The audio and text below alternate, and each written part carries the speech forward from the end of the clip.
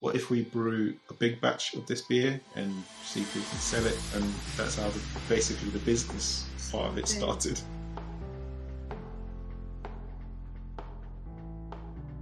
Hello, Anthony and Helena. Welcome to the podcast. Thank you so much for being here today. I am so excited to talk to you. I can't wait for this conversation, but welcome and thank you.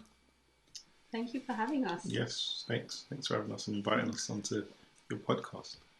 Thank you, guys. Like I was saying just before we press record, you're the first couple that we have on the show, so yes, that's a special episode for us. We'll try to live up to the hype. We're gonna set the bar really high. Yeah. So whoever comes after, they have a lot to live up to. So basically, a few months ago, I was with my brother-in-law, Rosie's brother, in his house trying some beers, and he was telling me about this really nice beer that his friend created. And he told me all about you guys, about the brand, about how you came up with the brewery and stuff like that. And I was like, this is so cool, I want to chat to them. Please, can you put me in touch? Because I thought it was really cool, a very original story. I love stories about people, chasing the dream and pursuing a passion, but also with a story behind it. Because it's not just you decided one day to create your own beer and you randomly picked a name and stuff like that. There is a really cool story behind the brand, which I think makes it very special and even, better. So, yeah, that's why you're on the show today, to share this story, basically. Cool. It's a really interesting story. It's a really long journey, and it started a very long time ago. And I guess just touching on the point you made about trying the beers. So Rosie's brother, I used to work with Rosie's brother. That's how I know Rosie's brother. And we would joke about going off and starting our own businesses. And it was sort of a joke we'd have in the office between the two of us, because he knew about my business, I knew about his business. And to then see it grow to the point that both businesses are at the stage that they're in now, I think it's been quite good. And I guess it's something that we share, something that we have in common, so something that we always talk about. But in terms of the brewery and Eko and where it all started, it pretty much started, I guess, there's two parts of it. There's my journey through beer. I guess my earliest memory is probably my great-grandmother having dark beers, drinking a stout. And Helen is very similar, family members drinking beer, and I'll let Helena touch on her journey into sort of beer and then craft beer and whatnot. But years ago, I got a job as an engineer, and I travel around the world, and I tried to have the local beer wherever I went to. So I'd make a very big point of, okay, wherever I'm having dinner, do they have a local beer? If they didn't, it wasn't the end of the world. I'll still have, I don't know, a Heineken or whatever it was at the time. And then I went to Japan, and I really enjoyed my time in Japan. And then I decided to go back to Japan traveling. And while I was in Japan, we went to a city in the north of Japan called Sapporo. And you might know Sapporo have a very famous brewery called the same name as the city, Sapporo. Went around the brewery, and I think that's where I fell in love with the brewing process itself. Like, you could see these guys, they were really into what they were doing. They were getting all these food ingredients and creating a really nice beverage at the end of it. And they had so much passion about it when they talked to us about it when we did the brewery tour. And they had unique beers and special beers that they only made and sold at the brewery. So it felt like you were getting a bit of a special treatment and trying things that you couldn't buy outside of the brewery. And then fast forward a few years, I lived in America, and the craft beer scene was sort of blowing up over there at the time. And Helena would come and visit, and we would go to pop-up beer gardens and craft beer pubs, and we would try different beverages, some good, some maybe less so. Yeah. He just took me along with him. He was like, oh, come and try, craft beers. And I was like, I'm not really into beer. That was literally before. He was just like, I'm not really into beer. But then, yeah, he would still take me along. And it was a nice, I think for me, it was a nice experience just, you know, it was different, I think, to what the beer drinking culture is like in the UK. And also what I knew as beer was just, you know, your standard lagers, or Guinness. I didn't really think of anything else. I knew of craft beer, but I didn't think I would even like it, or just how much nuances there is to, and the different styles of beers. That was an eye-opener. Yeah, definitely. I think some of that maybe was my fault, and also some of the beers I introduced Helena to off the bat. So things like Dogfish Head and Sierra Nevada. Sierra Nevada's super bitter. Yeah. Dogfish Head is super high ABV. So maybe so you didn't ease her in gently then? No, not at all. It was like, yeah, we're going to give you like an IPA that's been like triple hopped, and I was just like, oh my goodness, this is just assaulting my senses. What is going on? Some of those, but then afterwards, I kind of, you know, I found out what I liked, which ones I preferred, and you know, the styles of beers. It just your palate does get used to it, but then you do get an appreciation for the hops and the malt and everything else.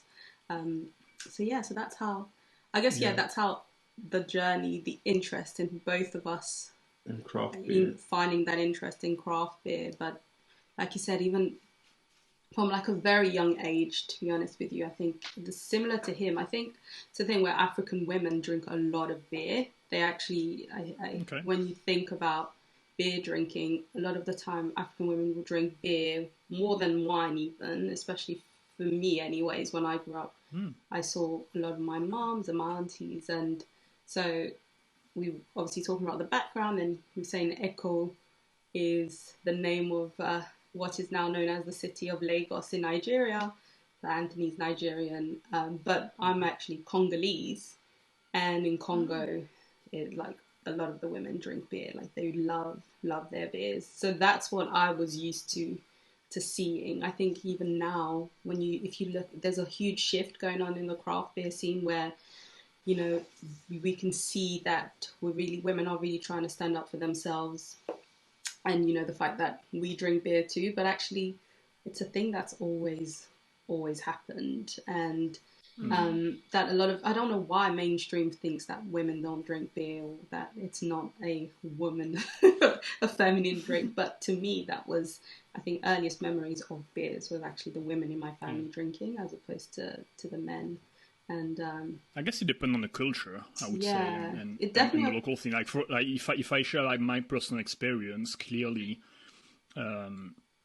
I would say that most in France, in the south of France, for what I know, like most men drink beer and women drink more like wine here, for example. Yeah, but wine is also a very local drink also, so you know it's that also might be one of the reasons. Yeah. But yeah, no, it's interesting. I didn't know. I guess it's just cultural. It is cultural, but I think maybe also it probably comes from the history, because historically a lot of the women used to brew beer. Actually, they still do in a lot of the villages. The women would brew the beer.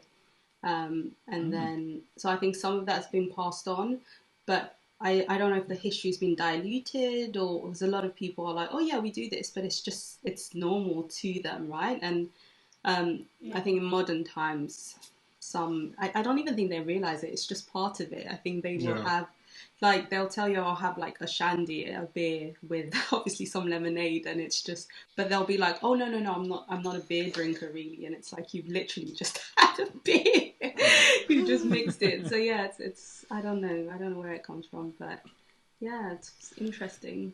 So you both had an interest in beer that you discovered together, but there's one thing to be interested in it, and there's something else to turn it into a side hustle / business, especially when you have already a career and you know you're already focused on something specific. Yeah. So how did you decide to make something out of this interest?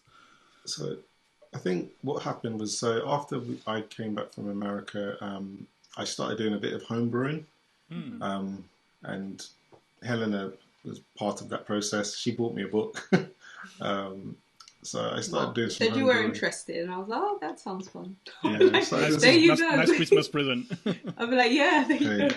I did some homebrewing, and then I made some beers. Some were good, but what I was finding was that it was very difficult to control the process at home. Okay. So I decided I need to maybe go and brew somewhere else that had better equipment and I could learn from other people. And luckily there was a community of brewers that went to a particular spot in London and did that. So I joined up, became a member, and I brewed beer there for like 2 years on a 20-litre kit. And you'd brew the beer, you'd go and you'd brew the beer, you'd speak to people. Part of the brewing process is a lot of sitting around. Yeah. So in that time, you'd drink some beer and socialise and talk to people and basically get a lot of knowledge from these people. Because some of them were actually brewers that worked at some big breweries. And they were just brewing these small batches as experimental batches for themselves. Yeah. It's sort of like a hobby outside of their main job. And so you end up picking up a lot of knowledge, or even people that had been brewers in the past that didn't want to brew at home, but they'd come and brew at this particular site. Yeah. So it was good because number one, I got to learn a lot about brewing, and I got to use pretty decent kit to brew the beer, and also over those 2 years, I managed to brew quite a few different beers, and those beers became sort of the benchmark in terms of recipes for the beers that we ended up brewing afterwards. And we brew. One of the beers I brewed was a smoked porter, and I brewed it over and over and over again. Just kept tweaking the recipe, talking to people, giving it to people to try at this place, and they'd give me they'd make comments and give me recommendations what I could tweak to make it a better beer. And then we also tried that particular beer, that style of beer, with like family and friends. And they liked it and they gave really good feedback. And then at that point it was like, okay, what if we brew a big batch of this beer and see if we can sell it? So we decided to brew it and see if we can sell it, and that's how basically the business part of it started. Yeah, okay. Our family and friends were our guinea pigs. They're like, what do you think of this? And they were like, oh, this is nice, it's different. And they were like, who makes this? Us or Anthony? Anthony. And actually, it was this particular beer that we brewed. It was the Eko Black. We've got it back in cans. So when we brewed it the first time, it was in bottles and cans. But it only stayed in cans for about a year, and we haven't had it in cans since. But we've got it in cans again. It's a smoked porter, and it goes really well with food, and it was brewed intentionally to go well with sort of smoked barbecue food. So really happy with it, and we're still making it. It's still the same recipe. It's still going down really well. That's cool. So So when you started at this time, when you were sharing it with friends and family, and you sold the first batch, did you have any brand and stuff like that in mind, or it was just like, this is a can with beer inside and I've done it and here it is? No, I think so. Actually, when family and friends first tasted it, it was nothing. There was just a bottle. There was no branding. There was nothing. And then when they were like, yeah, this is really good, we were like, okay, what if we do make something from this? And they were like, yeah, you definitely should try it. You should sell this. And then that's when we were like, okay, what do we name it? What do we name the beers, the company? Yep. What do we do with this? And then obviously, it was Anthony's first baby. So he was like, what about Eko? And then talking to me about what Eko was. And I was like, it's great. Let's do it. And then obviously our backgrounds are both African, so we were like, well, obviously yes, even though it's got Eko Black, which is Nigerian, we also want to make sure that we incorporate it as we go on. It would be nice to kind of incorporate loads of different aspects of Africa, of different places in Africa, and we're from 2 different cultures in Africa, so we thought, why not? Let's start off with this, and then as we grow, it would be great to do things with different, from different countries in Africa. And then it just grew from there really. And now we have what you see here as the can with the artwork, and that was actually pretty. It was a pretty, I think, it was a pretty cool label, actually, a really good idea, because it's actually that satellite. It's inspired off the satellite image of Africa at night. And then it's got all the bright lights, you know, based on all the different countries, or where all the different people are, you know, where people populate the countries. So, yeah, and then it just took on a world of it, a mind of its own, really. Did you get somebody in to do the branding, or is that something you did between the two of you? No, so it's basically what we created. It's just I think we didn't have many concepts. We sort of sat down and sketched something out and thought, okay, I think this works. And then it's like, okay, where do we put the text? And we had different options with the text in different places, different fonts. But ultimately, it didn't really change too much from that first sketch. Yeah, it didn't. And then we agreed on it.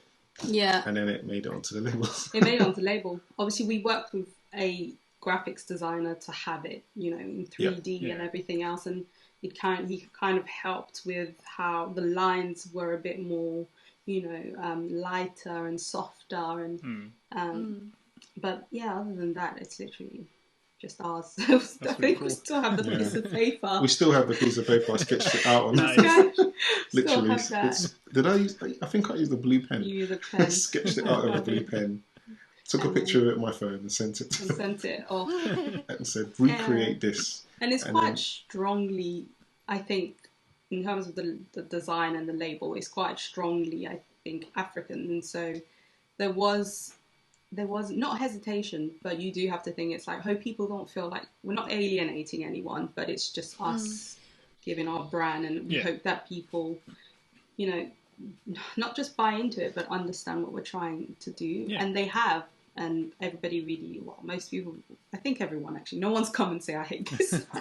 Everybody really loves it. So we are, so actually we're glad. Like I said, stuck to it. Like I said at the beginning, is what's cool about your brand is there is a story. I don't know why I think about that, but I remember watching The Apprentice last year, and they had to create a beer or some alcoholic beverage, and they came up with the most boring label you could think about beer. Like you see, you know, 50 of them in the store already. And it was just another beer bottle. That was it, you know. And I don't know, you know, when you go to a grocery store, there is, I don't know how many different beers that you can pick. And you might go for the one that you always pick, but if you want to get something new, you're going to go with the label that is going to pique your interest, with something on the packaging that's going to, there is something, you know, there, like a story or whatever it is. You need to have some sort of connection before you know what's inside. So I think that's why having a branding, having a statement, whatever it is important. Because that's how you can convince new people to at least give it a shot. They like it or not, that's another story. But it's interesting you say that. So I was talking to a guy that owns a brewery, a really successful brewery. And I remember at the time we were thinking of releasing some beers with a slightly different take on the artwork. It's something we were sort of thinking about. And he said, why would you do that? Everyone else's labels look the same. Yours stands out from everyone else's. So why would you change yours to make it look like theirs? That really stuck with me. It's like, we've created something that's different from everybody else. So on a shelf, it always stands out. And it's recognizable now. I think the first one, especially the black, which the porter, and then the gold, the lager, were obviously just black, and then we put gold on white writing, and we thought, is that a bit simple?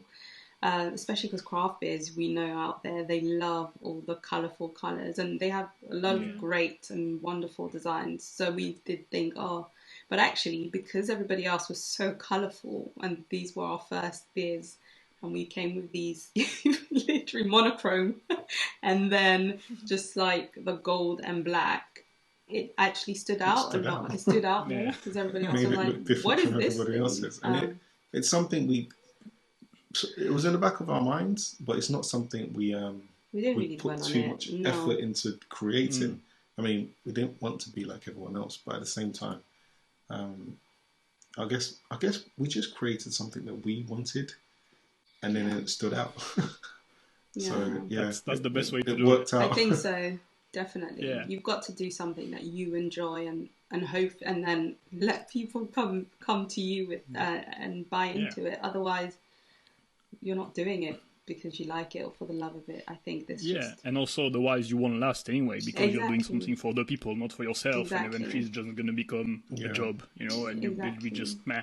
So can you tell us a little bit about how you're incorporating your different African roots and origin into the beers? How do you do that? Is it through ingredients, through the process? How does that work?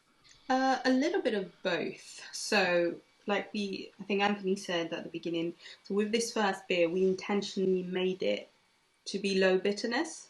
So I think it was in terms of the way that, again, Africans like to consume beer a lot of the time is with food. And I think, when you think of pub culture here, you have loads of pubs that don't actually serve food. They'll just give you some crisps and nuts, which is great too. But I don't think there's any country, whether it's in Nigeria and Congo, where you'd go and have a beer and you wouldn't get food with it. And so we were like, okay, if we create this, we need to make sure that it's something that goes really well with food. And actually, I think in our mind, when we're thinking of who to sell it to, we're actually thinking of restaurants.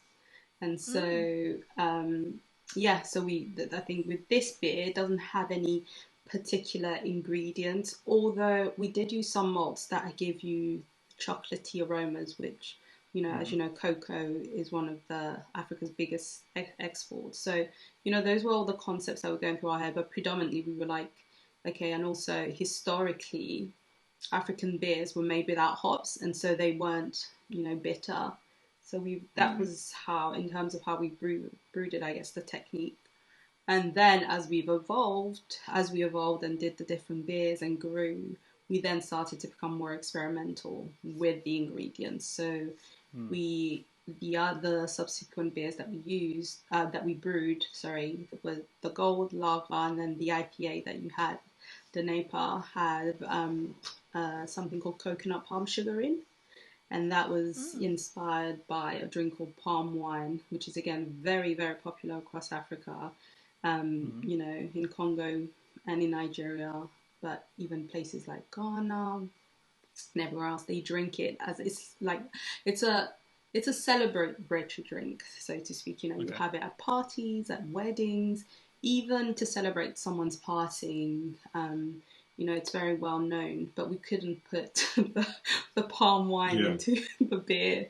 So we thought, okay, we'll use the raw ingredients that are used to make it. And and then from there, we've gone from using those types of ingredients to using, staples like yam and cassava. And we've even used South African hops, which are not used often in Europe, to be honest. So we managed to get them.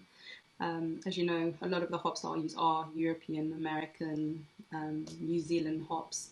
And I think South Africa is the only it is the only African country to grow hops at the moment. Because the climate in Africa is not, the most suited for hop growing, because it's just so hot. But actually they managed to grow some on the Western Cape because it's a lot cooler, and we managed to get some. They haven't been, I think a lot of people didn't manage to get any in the UK for a long time, and we managed to get some. So again, we were like, well, we've got to create a series of beers with these hops.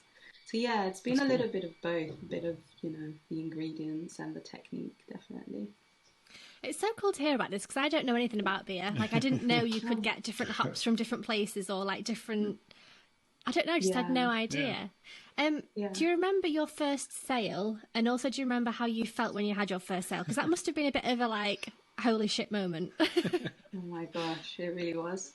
Who was the first sale? You don't remember? Was it trying to remember mine last night.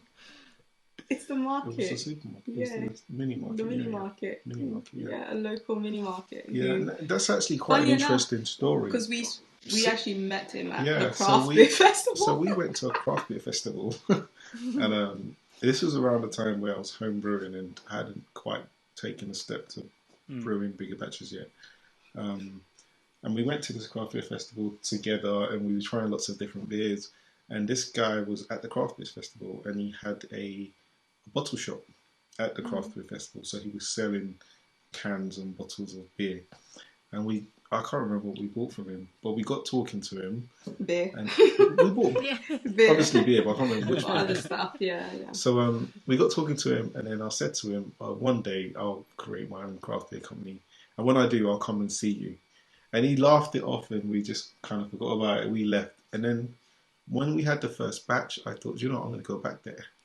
Because I knew where his shop was. And he actually had a mini market where he specialised in selling craft beer. So I was like, I'm going to go back there. And I'm going to say to him, do you remember I met you 2 years ago? I've got some beer that I've made. Give it a try. Let me know what you think. You want to sell it. And I went back. He didn't remember me initially. And then after a while, it kind of clicked. Okay, I do remember you now. Because I knew the person that had set up the festival, the craft beer festival as well. So through knowing that person, he remembered who I was. Right. So he tried the beer, really liked the beer, and he became our first sale. Yeah. So cool. So yeah. He took it, and then they have another store that took it to. And then after that, it was actually a restaurant, funny enough. It was a restaurant, and they've been really amazing, I think, in terms of, we weren't even expecting it, to be honest. We tried. We were like, let's try it. Because they're actually a Michelin star restaurant. But the food that they do is, so it's just a great concept. So the chef is, he's British Chinese, and his best friend is Nigerian, and his best friend took him to Nigeria and was like, oh, look, this is amazing. Look, all this food. Do you think we could do something with this? And so they have, it's not a fusion but there is a fusion there in terms of this African food, but it's got this Asian twist to it. So the way that it's presented, and it's just amazing. The food is absolutely. So they use West African ingredients. But the way that it's presented is in a Asian food dish style. And so we were like, well, like we said, we brewed this to go with food, and we think we like the sound of their dishes, because at that point we hadn't been able to go eat there yet. And then, they were like, sure, fine, we'll take it, try it. And then they were like, yeah, we really like it. To be honest with you, I wasn't expecting to hear back from them. Yeah. Honestly. That's the brutal, honest truth. I gave them samples. I actually went in and dropped the samples and talked them through the beer. And we only had one beer at the time. And they were like, you only have the one beer? And I assumed that because we only had the one option, it was a problem. Because if the people dining there really like the beer, it'd be nice to offer them more than one style of beer. And then also we had a smoked porter, which isn't the easiest beer to sell in any setting, really. Lagers sell really well. People really like IPAs because it's kind of like, it's craft beer, it's IPA. So lagers, IPAs, those styles of beer they're easier to sell. Just wasn't expecting to hear back from them, to be honest with you. And then they called and said, oh yeah, we tried a beer, it's different from everything we've tried. Because they get approached all the time. By different companies. By people doing lager and IPA probably. So you probably receive 25 a month. To try, and then they say no. Yeah. And they were like, it's different from everything else that we try and get sent, and we'd like to take the beer. And we were super excited, and couldn't believe it. I was like, what? It was great. And I think that's when we were basically like, okay, well, we're doing this then. Because now, once, I guess, especially with restaurants, once they decide that they take you and you're on their menu, it's like, okay, we've got to make sure we have beer for them. You have to deliver, yeah. Exactly. Yeah, and then you can tell your friend, like, sorry, that was the only batch. But yeah, when you have a business buying into it, it's like, okay. Exactly. Especially they're like, we've got your beer on our menu now. Where is it? And then we made our gold, and they were like, tried it. They're like, yep, we'll take that too. We're like, okay.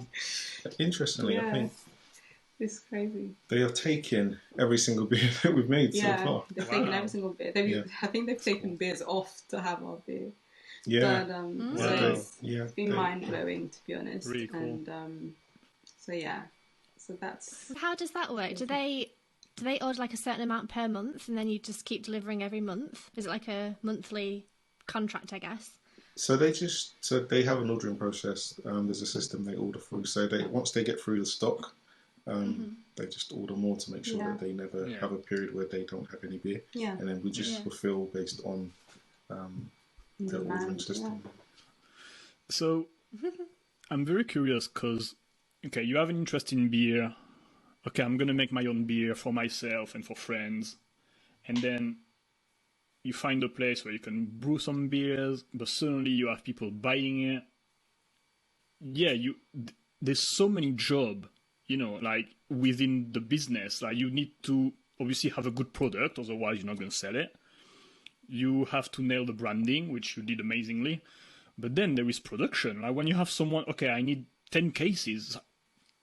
Okay, like, there's one thing by giving a pack of 6 to your mate and giving, I don't know, 60 pack to, I don't know, many restaurants. Like, how did you suddenly manage the growth, and especially like on the production side? So, I'll take it. So we, so to start off with, it was easier to manage because we were brewing not as big a batch, and we didn't have like an extensive list of customers. The customers grew slowly, right? And as the customers grew and the volumes we needed to ship out every week increased, we just brewed in places that we could make much bigger batches. So like we now brew 2,400 litres every time we brew a batch. So it's a significant volume. So yeah, we just scaled up our production to match the demand, the orders that are coming in.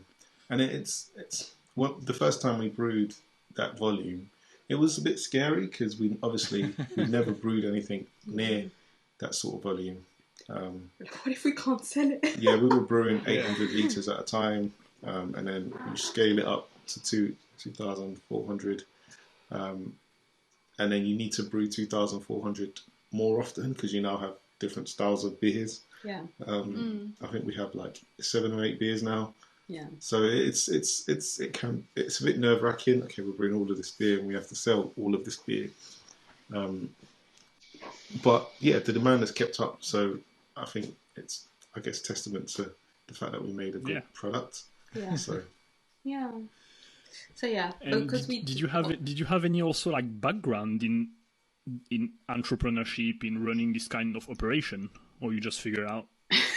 Learning as we go. Yeah, we're learning as we go. But there is one, I guess, so, Anthony did an MBA. He likes to be modest about it, but he's done an MBA. So it's good. And that helps. And I think in my job as well, we are, we're kind of, they encourage us to make sure there's some sort of business development aspects, and we have clients, both of us, obviously, because what Wally does as consultants, they are clients, so you're always trying to make sure your clients are happy. So it does take some market research, and it does, but a lot of it, I think, as you can say, oh, I'm a business owner, but every business is going to be different, right? So a lot of it has been learning on the job. Yeah. And okay, Helena mentioned I have an MBA, and okay, the MBA covers a breadth of different topics, right? You cover marketing, but then again, things move so quickly. The stuff that you do now with sort of social media wasn't really covered on the MBA when I did the MBA. Yeah, TikTok was not on curriculum. Exactly right. Exactly. So it's it's good to have those things, but at the same time, you need to learn on the job. Yeah. Anyone that starts a business, you find that sometimes you pivot. So the original idea you have, if you spend all your effort making sure you know every single thing about that type of business, might not actually be beneficial to your business, because 6 months down the line, what you thought was the concept that you were going to take forward might pivot to something slightly different. Yeah. So actually, you just need to keep learning and be able to. I think it's been about being flexible. And be flexible and learn. And knowing that things could change and you. Yeah. But I think it does help having done earlier. There's certain things that, even from an economical standpoint, and then going there being, you have to be honest with yourselves and how much are you going to put into your business? What are you going to get out of it? I think, especially in craft beer, the kind of business it is, and especially when people are used to having all these breweries churning loads of different beers, some breweries have like 80 plus beers. And so, and obviously we have 7, or we've done altogether like 8 or 9 now because of the collabs. But actually, that's still a very small amount in comparison. But we also have to be pragmatic. We are small. It's just, we don't have a team. It's him and I. We don't have a physical site yet, so we still contract brew. And it's like, and like he says, all those, the liters and liters of beers we're brewing, we have to make sure we sell it. So can we really afford to start making like 5 different styles of beers every month?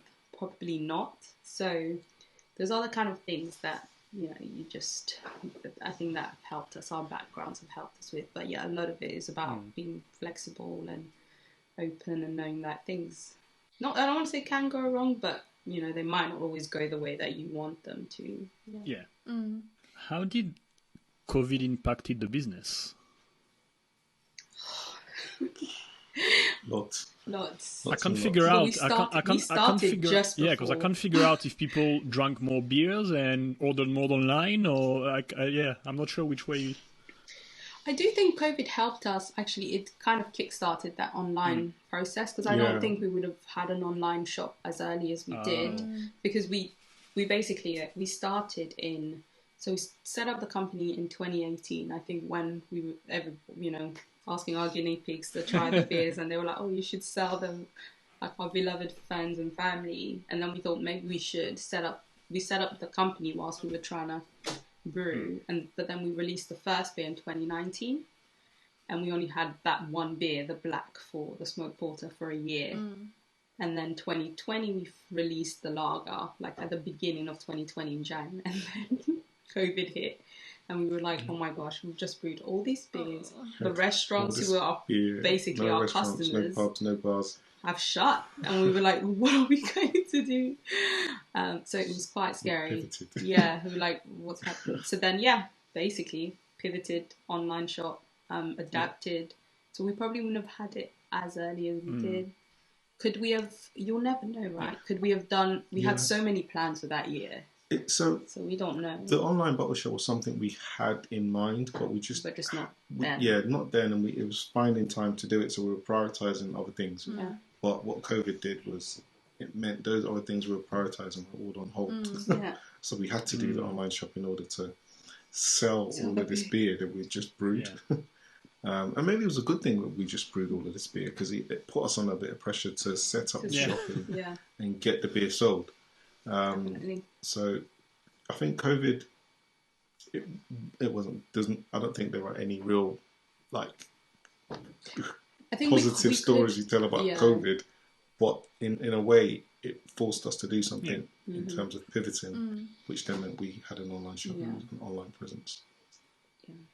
Definitely. And so I'm curious, you said you sell online and you also sell at restaurants and some shops as well. Could you see yourself selling in big supermarkets like Asda's, Sainsbury's, Tesco's, that kind of thing? Or is that not really where you want the brand to go? Yeah, we are. Well, I mean, we've been in one before, so it's, even though it was a collab. So we're not opposed to it, I think. But being the type of brew we are right now, so being one that contracts brews, a bit difficult, I think, in terms of volume, the numbers that they'll require. And I think a lot of them actually, the supermarkets we spoke to, the supermarket people spoke to, they've been quite sensitive to that actually, which I know people are like, oh, you know, big corporations only, but actually the people that we spoke to were like, as a small business, and we don't know if you'll be able to, can you do it for this? We wouldn't want to make you, I think it's been like good discussions in that. Yeah. They're like, we wouldn't want you guys to come on and then you wouldn't be able to fulfill it, or, you know, put you in a difficult position. So, yeah, but I think we're open. We're not opposed to the supermarket route. Yeah, we've dabbled in it once. So and we had a collab box in Tesco. Yeah. So yeah, we're not opposed to it at all. And it makes it accessible to other people. Yeah. I think there are benefits for small businesses selling to supermarkets. Benefits are not immediately apparent. For instance, you might have certain communities that won't go into independent bottle shops because it's an independent bottle shop that is known for selling alcohol. Yeah. But these individuals in these communities consume alcohol. So how do they get access to beer? Yeah. Well, through supermarkets. They buy it with their groceries because it's accessible through the supermarket. So if you're not in a supermarket, then these individuals or these communities don't have access to your product, right? So yeah, there are definitely some benefits that are not immediately apparent. Selling through supermarkets. From my point of view, and tell me if I'm wrong, but I feel it must be quite hard, no, as a small brewery to. I don't want to say that it's an oversaturated business, but there is a lot of beers out there, a lot of brands, and I feel like, you know, my dad, he always buy the Heineken. There's some people that they have one brand, they've been the same for 20 years and never gonna change. And I feel like our generation is more interested in craft beer, trying different. Every time you go to a supermarket, to a place, you're gonna try a different brand just to try and stuff like that. But yeah, I mean, there is a lot of competition with big players out there that are able to, obviously, because of the volume, knock the price down and stuff like that. How do you navigate that to be able for you to have a sustainable business? Yeah, so I guess there's two parts to what you said. There's the bit about the what's the right word? Creating a commodity out of beer, right? Mm-hmm. And the big businesses, they do that, and it makes sense for them to do that because what it means is they can have much bigger market share because the little guys can't exist at those sorts of volume, so at those sorts of rates. So they sell big volume. They're only interested in massive, massive, massive volume. They can sell it at a low price because the volume is so high and they still make a very good margin. Whereas the smaller guy can't create the volumes and can't sell at those margins, so basically goes out of business. But there's this little community of craft beer drinkers that maybe don't consume the beers that are made by these really big companies, the ones that are making mass-produced beers. And it's quite a big community of people. And that's where we sit most of the time when we sell to independent bottle shops. And in that community, they accept the fact that for the smaller businesses, it costs more to make the beer, so the price of the beer is going to be at a slightly higher price point. And they accept that and they understand that. So they support that craft beer community. But in exchange as well, they're paying a little bit more, but they're getting something completely different that they can't buy at a cheaper price. So it's worth paying. It's not like you're selling the same thing twice the price just for the heck of it. They're selling something completely different that's a really unique experience. It's unique and it actually costs more to make. It's not being sold at twice the price just because the individual selling it twice the price wants to make more money. It costs more to make when you're making it at a much smaller volume. But also, the processed ingredients, like, a big company like Heineken or others like Stella will have like one hop in there. Majority of it will be water, whereas we were talking about the different complex flavors of the hop varietals, and that's what goes into craft beer. It's literally a craft, and that's why it does cost as much as it does. And yeah, definitely, and even independent shops have been so instrumental. So I guess this is why, although we're open to going to supermarkets, it's really important that those independent shops are still supported, because they keep small businesses like ours going as well. But it's interesting what you said. It's about your dad and drinking Heineken, and that's something, like my parents and my dad as well would, when he drink a beer, they were more of a Stella people, but still, that's what they knew. But then once you introduced them to this, they were like, oh, okay, because they just never knew that it was out there. But I think our generation are a lot more, we're open to trying different things, and actually the craft beer community or craft beer drinkers, that's what they look for. They always look for something new. So even though they might have some favorite breweries, they're like, I want to try something different from, the new brewery that's come out. What are they doing? And so, anything, I think the way our business is set up and where it's set up, although it is saturated, I think definitely, and craft beer is growing. There are so many out there. But actually, the craft beer drink, that's what the craft beer drinker wants. They want something different all the time. Yeah, they want choices. That's what, and that's the second bit to the question you asked. It's that giving them something that's different, right? And also, so there's also a lot of craft beer companies, right? There's, I don't know how many craft beer companies set up every day in the UK, right? There's probably a few new companies coming up all of the time. You see them just pop up. Interesting. But how do you exist in a space that's where there's just a lot of people already in that space doing the same thing? And I think the one thing for us is we're doing something slightly different from everyone else. If you've got a saturated market, how do you stand out? Well, you've got to do something different to stand out, and what we're doing is different from most of the people who are in that space. So literally, they're like, what? African inspired? What do you mean?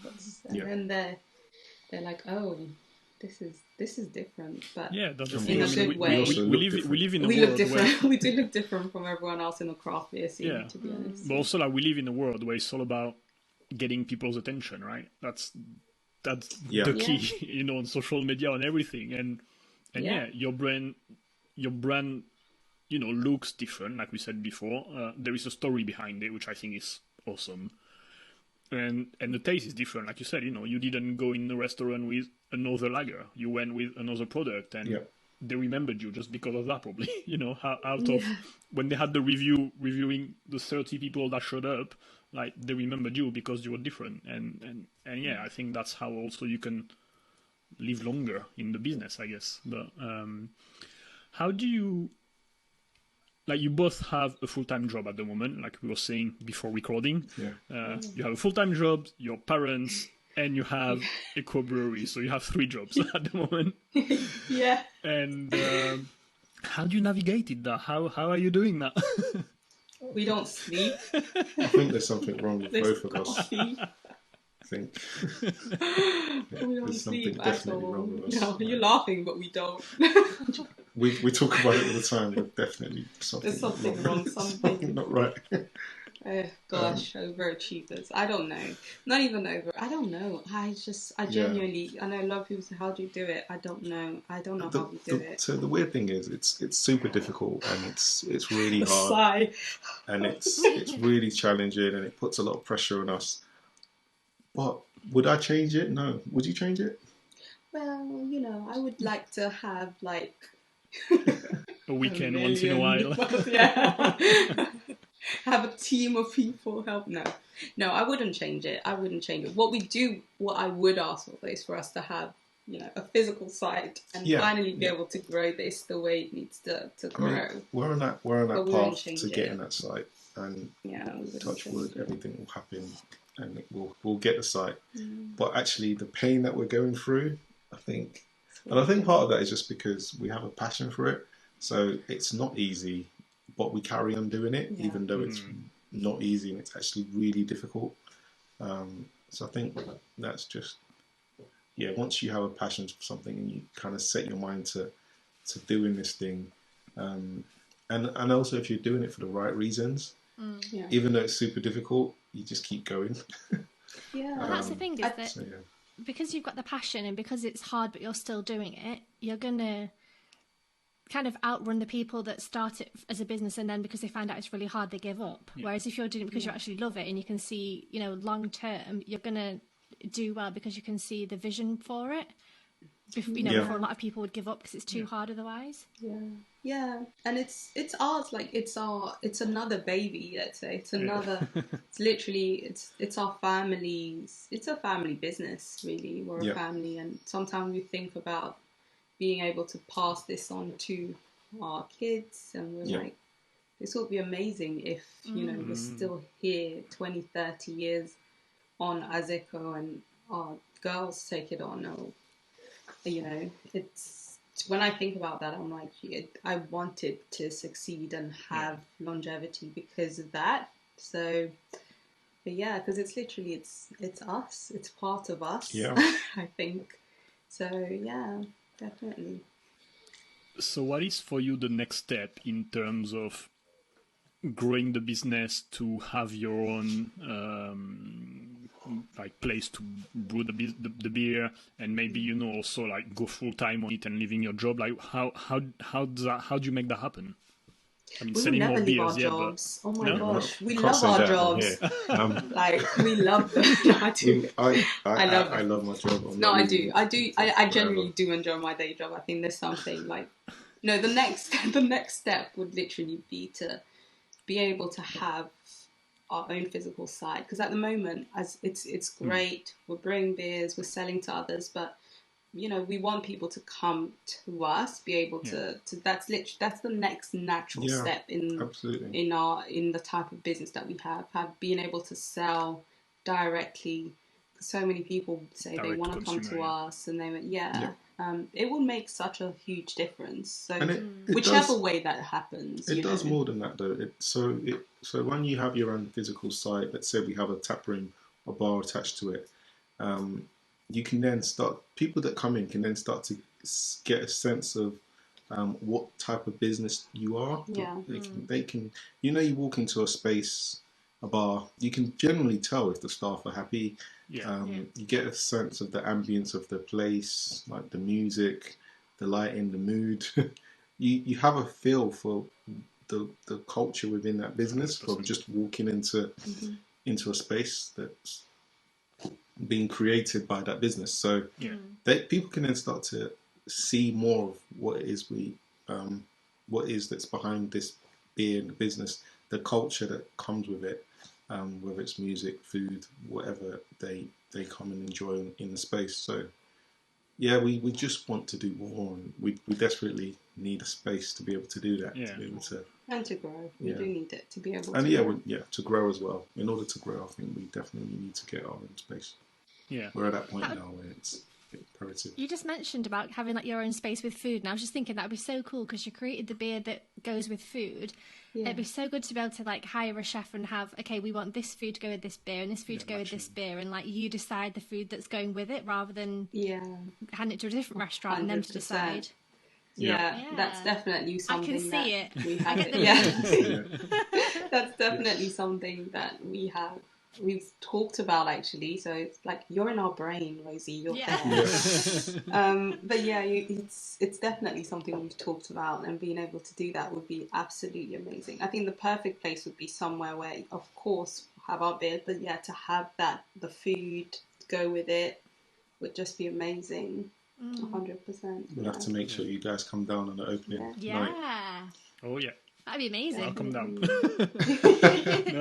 No, and again, like it goes. I think it goes also to everything you said about it's the identity of the business. You know, right now you're sharing the story and the identity and the personality of the business through the packaging, the colors, the taste, and stuff like that. And that's also another way to express that and to share that with people, to bring people into the the environment, the universe that you're creating in a way, and discover something new.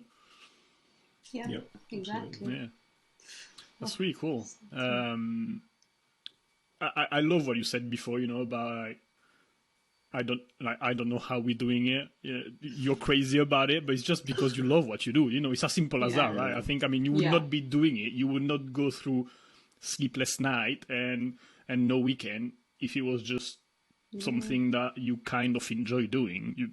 That's the only answer, basically. The reason you're doing it, the reason you can do it, is just because you love it. It's as simple as that, I think. Yeah. No, 100%. We wouldn't be going through all of this if it wasn't. It's a passion. Literally, we just wouldn't. We're just too tired to be doing it. It has to be a passion if you to get to this level of tiredness and carry on. You have to either be mad or have a passion. Yeah, I think we have a bit of both. Or a bit of both, yeah. a bit of madness and passion and madness. It's all the same thing, though, when you think about it. Love, passion, madness. It's just a degree. I think it's a spectrum. It's a spectrum, definitely. Think about being in love and like how crazy you'll be for someone. It's the same, isn't it? Yeah. This You're is me. Mad right now. Yeah. So, because I am. Because I am. There's actually one last question that I have, because when I was looking at the website before, is do you ship internationally or is it UK only at the moment? It's UK only at the moment, so UK mainland. At one point we were shipping to Ireland, but we only ship to the UK mainland at the moment. We do sell to a couple of distributors that sell our beer in some parts of Europe. So you can get it in some parts of Europe, but once we sell it to the distributor, it becomes theirs. Basically, what they do with it. So we just see people pop up saying they had it in France or somewhere. We're like, or in Portugal. We're like, okay, so we know how it's got there, but obviously we didn't sell it. You'll see in social media they'll tag us, and if it's in French, until we translate. I'll translate it. Yeah. And then anything else is like, oh, okay, and we hope it's good. But then we see like a thumbs up or like they do a rating. So we're like, 8 out of 10 seems good. So we're going to take this. Yeah. But in time, I think once we have our own site, it would be easier to maybe get a courier partner that we can work with that would ship internationally. Definitely. It's a bit more difficult to do when you're not in control of the logistics through a site, a physical site. So I was going to say, so it's more like a logistic problem than like a volume. Definitely. More logistics. Okay. At the moment. Yeah. Okay. Well, that has been so cool getting to know you two and the story behind the brand and also kind of the vision of where you see it going. And I can't wait to see where you are in 5 years' time, 10 years' time, 30 years' time. We'll have to do a follow-up in a few years. Oh, yeah. Yes. Yes. Then and now. Yes, definitely a follow-up. Maybe a follow-up when we have a site, and then a follow-up 5 years after that. Or something. And we'll do it live. From the site. From the site, exactly. Let's manifest that. Yes, we'll manifest that. Definitely. We should follow up when we have a site. 100%. Yeah, that'd be pretty cool. Yes. Well, thank you so much for. And it'll be a fun episode because we'll be drunk. Yeah. Yes. Have food and drinks. Food and drink. Yeah. So get that all up. Yeah. So before we wrap it up, actually. Oh, okay. Yeah, we have one last question. And it's actually going to be interesting because there's two of you today. So it's a question we ask all our guests at the end of the episode. So we're going to have to answer tonight.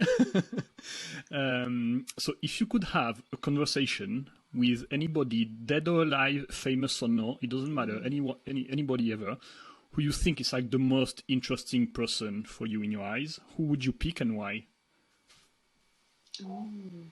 Who'll go first? I've actually been, we've talked about this Can it be someone before. in the family? Can it be like, you said anyone, right? Anyone. I was going to say, actually, I was going to say my maternal grandfather, my mum's dad. So I never got to meet him because he passed away even when. But he was actually he was a huge businessman, and for him, especially at the time, it was just after, I guess, the end of colonial time in Congo, and what he was able to do in terms of, you know, he had some businesses in shipping, and what he did for his community, and, you know, for my mum and her siblings and everyone else. It was just, I think it was astronomical, because at the time there was so much struggle, and my granddad was able to do so much for the people around him,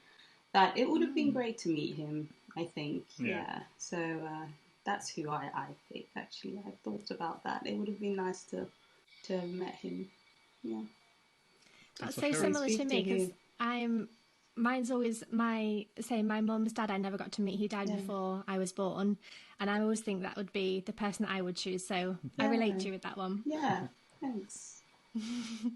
Oh, so what about you? I guess similar. You're just copying. No, I'm not. I actually mentioned her at the start, didn't I? My great grandma. If I could pick anyone to have a conversation with, I'd probably be her. She was probably one of the most influential people at the start of my life. She had a lot of basically the decisions she made had a lot of impact on who I've become today. Right. My great granddad, maybe, because I never got to meet him. But actually, no. If I could pick anyone, I got to meet my great grandma. She passed away when I was in my 20s. So if I could sit down and have a conversation with anyone again, I think I'd pick her. I love that you both chose family. Yeah.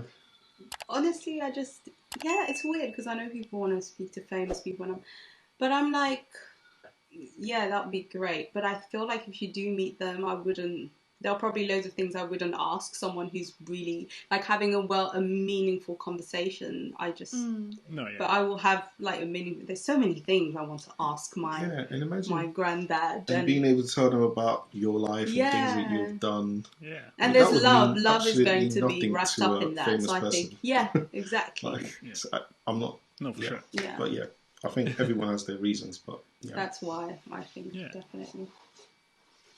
Awesome. Thank you, both of you, honestly, for this amazing conversation. I will link your website, so if anyone in the UK wants to order beers, t-shirt, glasses as well, they're really cool. Your branding is on point. I love it. Thank you. I will leave everything there, your social media, so people can check you out and follow you. Again, thank you so much for your time. Thank you for having us. Yes, thanks for having us. It's been an interesting conversation. Yeah, well, thank you so much.